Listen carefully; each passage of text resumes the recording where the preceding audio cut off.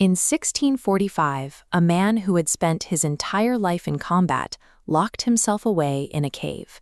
He was 61 years old, and exactly 1 full week before he died, he began to write down his final rules for life.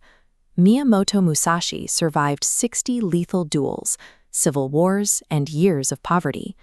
These principles represent the battle-tested survival code of a man who spent his life testing every theory against the sharp edge of a blade.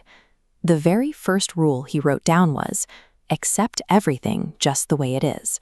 This can easily be mistaken for a call to be passive or a suggestion to endure abuse and give up.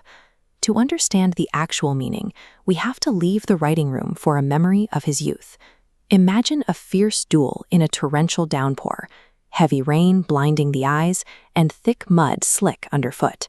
You step forward to plant your firm foot for a decisive strike, but the wet ground beneath you simply gives way. You slip, your balance is completely gone, and your opponent's sword arcs down toward your neck. We are now in a frozen millisecond of lethal crisis. You made a catastrophic mistake. In this exact fraction of a second, how does your brain process a reality you desperately do not want? An ordinary brain follows a specific sequence of failure, starting the instant you register the slip. Immediately, the mind inserts a judgment. I shouldn't have slipped. This argument with reality creates cognitive static, filling you with panic and anger. Reality does not negotiate with your internal arguments. The universe does not care that you think the mud is unfair. While your mind is busy complaining, the opponent's blade continues to fall. It's like a beginner in chess who loses their queen and spends 5 minutes staring at the board, completely paralyzed by anger at the move. Demanding that the world match your personal preferences will not stop the rain, and it certainly won't stop the sword. It only creates a delay that paralyzes your ability to survive. Let's rewind back to that frozen millisecond in the mud. There is a completely different way to process this moment. In modern military strategy, this is the orient phase of the OODA loop. You strip away every wish, every single assumption, and every complaint, so you can see the situation exactly as it exists. The master swordsman doesn't argue with the rain. His mind produces one unclouded thought: I slipped. Half a world away, Roman Emperor Marcus Aurelius wrote that the impediment to action advances the action. Musashi discovered this identical truth in the mud. Because there is zero emotional delay, the swordsman's brain can immediately process the new physics of the situation.